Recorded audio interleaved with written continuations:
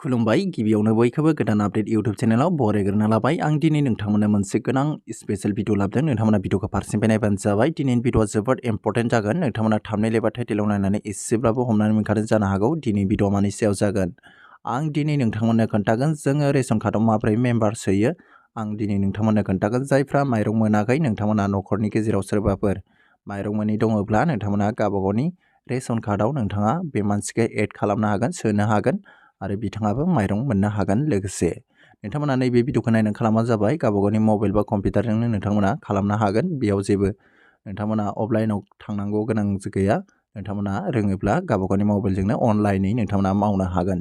आं नोंथांमोननो फारसेनिफ्राय खोन्थागोन नोंथांमोना भिडिअखौ फारसेनिफ्राय नायबानो जाबाय आरो जायफोर दिनैसो फार्स्ट टाइम नोंथांमोना गोदान आपडेट इउट्यूब चेनेलाव फार्स्ट टाइम भिजिट खालामदों चेनेलनि भिडिअखौ नायदों नोंथांमोना अननानै चेनेलखौ साबस्क्राइब खालामनानै होबानो जाबाय बेफोरबायदिनो गोदान गोदान नोंथांमोना आपडेट मोनबाय थानो हागोन भिडिअ मोनबाय थानो हागोन माखासे रोङिफोरखौ नोंथांमोना नैबे गोदान आपडेट इउट्यूब चेनेलनि गेजेरजों नोंथांमोना सोलोंनो हागोन अब्ला आं नोंथांमोननो खोन्थालांनोसै नोंथांमोना मेम्बार्सखौ माबोरै रेशन कार्डआव सोगोन जायफ्रा माइरं मोना बे मानसिखौ माबोरै नाम सोगोन अब्ला बेखौ सोनो थाखाय नोंथांमोना क्रम ब्राउजारखौ ओपन खालामबानो जाबाय बयनिबो मबाइलाव थायो क्रम ब्राउजारा जायफ्रा मबाइल गिदिर सलायो बयनिबो मबाइलाव थायो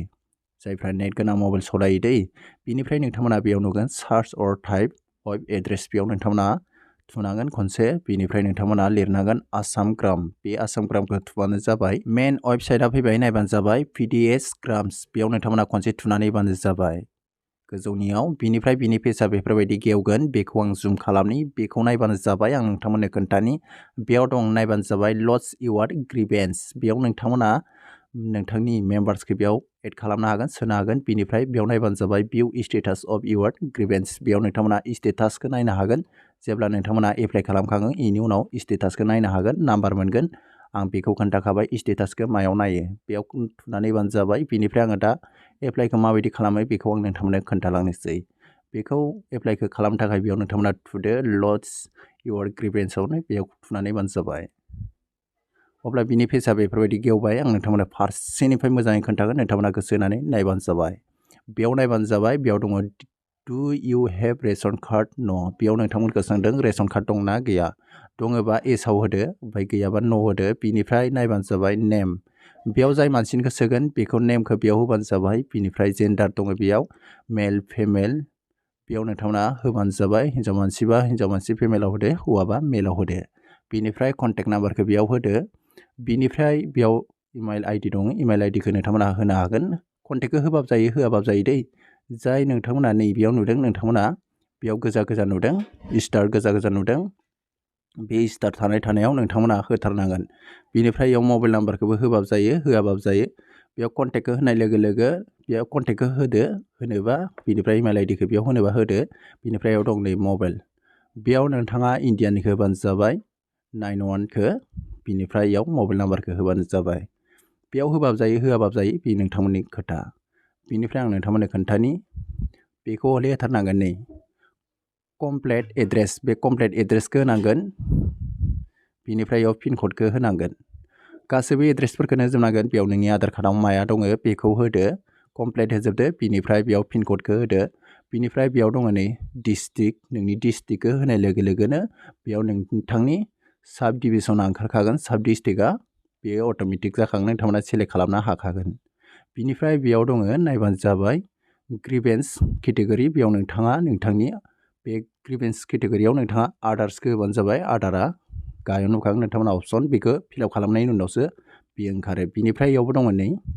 ग्रिभेन्स साबजेक्ट बेयावबो नोंथांमोना आदार्सखौनो होनांगोन बेयाव आदार्सखौ होदो बिनिफ्राय नोंथांमोना गाहायाव नायबानो जाबाय बेयाव नायबानो जाबाय ग्रिभेन्स डिटेल्स बेयाव नोंथांमोना गासैबो जाय मानसिनिखौ सोगोन नोंथांमोना रेशन कार्डआव बे मानसिनि डिटेल्सफोरखौ होजोबनांगोन गासैबो नोंथांनि आधार कार्डआव मा दङ बेखौ होजोबनांगोन बेयाव वान लिरनानै फारसेनिफ्राय होनांगोन बिनिफ्राय रेशन कार्डखौबो लिरनानै होनांगोन फार्स्टआव नोंथांमोना बे मानसिनि नामखौ होदो बिनिफ्राय आधार कार्डखौ होदो आधार कार्डनि नाम्बारखौ होदो बिनिफ्राय नोंथांमोना रेशन कार्डनि नाम्बारखौ होबानो जाबाय वान लिरनानै होलांदै बिनिफ्राय 2 3 बिदि लिरनानै होनाङा जाय मानसिनियाव होगोन बेखौ सासेबा वान लिरदो ओमफ्राय सानैबा 2 लिरदो 1 2 बिदि लाइन लिरनांगोन बिनिफ्राय नोंथांमोना बेयाव डिटेल्सफोरखौ होबानो जाबाय बिनिफ्राय नोंथांमोना फाइल बेयाव नोंथांमोना आपल'ड खालामनांगोन बेखौ आं नोंथांमोननो खोन्थानि। बेयाव नोंथांमोना फाइल आपल'ड खालामनांगोन। बेयाव नोंथांमोना आधार कार्डखौ आपल'ड खालामबानो जाबाय। बेयाव माखासे फाइलआ माबायदिखौ आपल'ड खालामनो हागोन बेसेबां एमबिनिखौ बेयाव दंखायो नै मेक्सिमाम बेयाव 1 एमबिनि खालामनांगोन। बिनिफ्राय फाइलआ जानांगोन जिपिजि बिनिफ्राय बेयाव दङ पिडिएफ जिपिइजि दै बिनिफ्राय पिडिएफ जानांगोन। बिनिफ्राय मेक्सिमाम साइजआनो जानांगोन 1 एमबि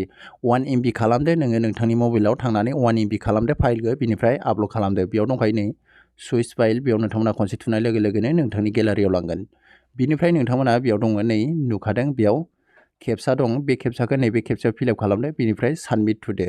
साबमिटआ एसे गोबाव जायो एसे थुनानै नोंथांमोना दसे नेबानो जाबाय वेट खालामबानो जाबाय अब्लानो बियो जागोन गासैबो बेयाव साक्सेस जागोन। बिनिफ्राय नोंथांमोननो बेयाव गासैबो नाम्बारखौनो हरजोबगोन रेशन टेसननि नाम्बार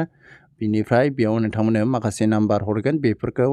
नोंथांमोना स्क्रिनशट खालामना लाबानो जाबाय। लाइन फैखाजोबगोन नाम्बारा। बिनिफ्राय आं मानो खोन्थायाखै होननानै बुङोब्ला आंनियाव दा बेफोरबायदि गैया। आं थानायब्ला नोंथांमोननो बेयाव मेम्बार सोनायखौ आं नोंथांमोननो फारि फारि नैबे भिडिअनि गेजेरजों खोन्थागौमोन। सोरबाफोर आर्जेन्ट जाथारदोंबा नोंथांमोना खालामबानो जाबाय। बिनिफ्राय आं उननि भिडिअ लाबावगोन मानो होनोब्ला आंनाव बेफोरबायदि दा गैथ'वा। जेब्ला आंनाव बेफोरबायदि मेम्बार सोनायनि मानसिफोरनि माखासे आंनाव बेफोरबायदि एप्लाइ खालामनाय फैयो अब्ला आङो बे भिडिअ गोदान बानायफिननानै आं नोंथांमोननो बे इउटुब चेनेलनि गेजेरजों नोंथांमोननो फोरमायनानै खोन्थानानै हरफिनबावगोन। अब्ला दिनैनि भिडिअखौ आं एसेयावनो फोजोबनो सानबाय। बिनिफ्राय स्टेटासखौ माबोरै नायो होननानै बुङोब्ला बेखौ गासैबो साबमिट खालामखांनायनि उनावनो बेयाव नाम्बार मोनखागोन। नोंथांमोना बे नाम्बारजों नोंथांमोना स्टेटासखौ नायनो हागोन। दहाय आं खोन्थाखादोंमोन स्टेटासखौ बेयाव नायो होननानै। अब्ला नोंथांमोना बेफोरबायदि खालामबानो जाबाय। बेयो आसामनिखा बियो नायबानो जाबाय। नोंथांमोना बेयाव दङ नै गभर्नमेन्ट अफ आसाम बेयो आसामनि वेबसाइट। नोंथांमोना थाब थाब खालामदो जायफ्रा दासिमबो रेशन कार्डआव रेशन मोना नोंथांमोना खालामबानो जाबाय फ्रियावनो। बिनिफ्राय नोंथांमोना बेयाव मास मोनसेसो नेनांगोन बिनि उनाव नोंथांनिया बेयो साबमिट जानानै फैगोन। अब्ला लोगोफोर दिनै भिडिअ एसेनोसै आं नोंथांमोना बेखौनो शेयार खालामनाय जाबाय। आरो जायफ्रा गोदान आपडेटआव दिनैसो फार्स्ट टाइम गोदान नोंथांमोना